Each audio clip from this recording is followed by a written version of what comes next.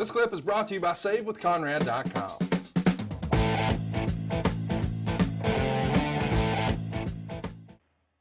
Let's talk about something else that really caught my attention. WWF President Linda McMahon sent out a business statement on July 11th, stressing a need to constantly adapt to marketplace changes, talking about going direct merchandising through online services, and that licensing and international television deals have exceeded projections, and that the first In Your House exceeded internal projections. In regard to the changes, McMahon wrote, quote, "We are moving forward, but we must consolidate and streamline some areas and change the management systems in order to operate efficiently. Some positions will be lost and the transition phase will require everyone's cooperation. When additions are necessary for growth, they will be added." So this is basically her saying, we got to become more efficient.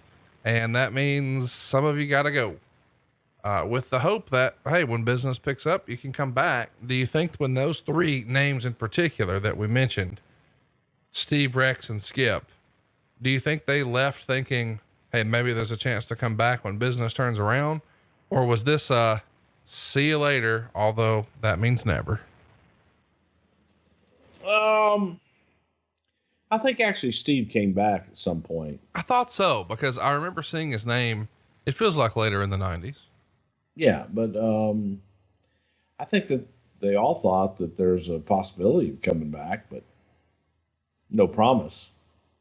Is this the era where you've joked about, or it's been joked about, that Vince even removed the water coolers from headquarters? I think this was about that time. You know, that seems to be much bigger news to people like Dave Meltzer and Eric Bischoff that love to talk about. They even took the water coolers out.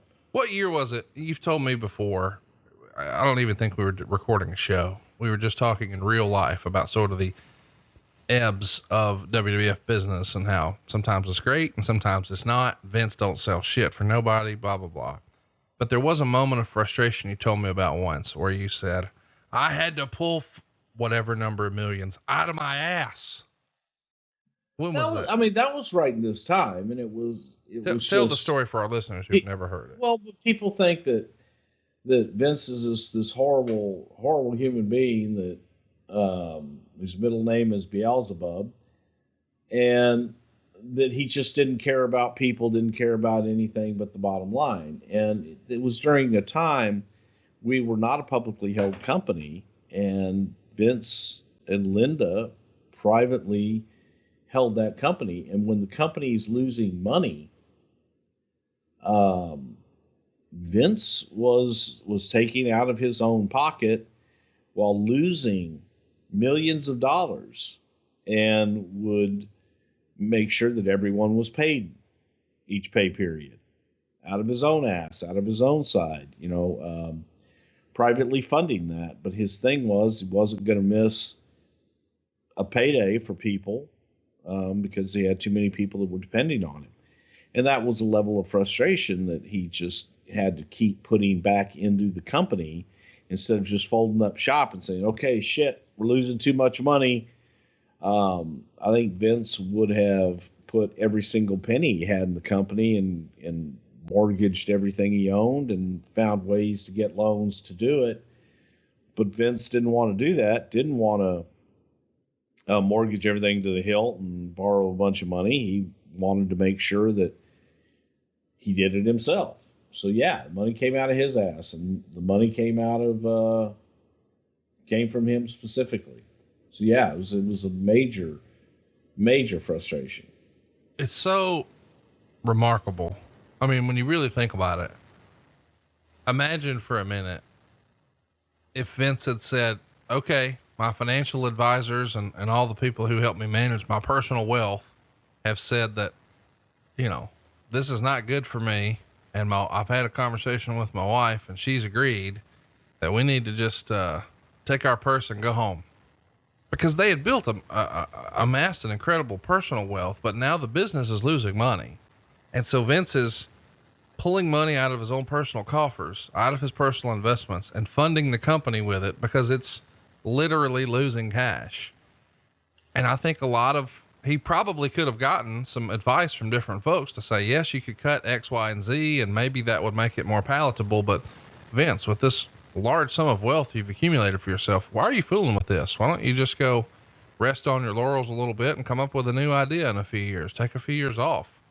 And wrestling, by and large, would have been different forever. And I don't know that it would exist the way it does now had Vince not dug into his personal coffers, because it's not like WCW at this point was exactly innovating.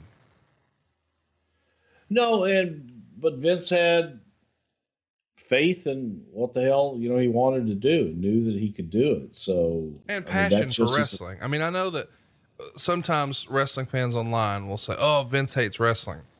Clearly he doesn't hate the wrestling business, because if you hated the wrestling business, this is your excuse to leave. It's losing money. Wash your hands of it. It's no longer a cash cow.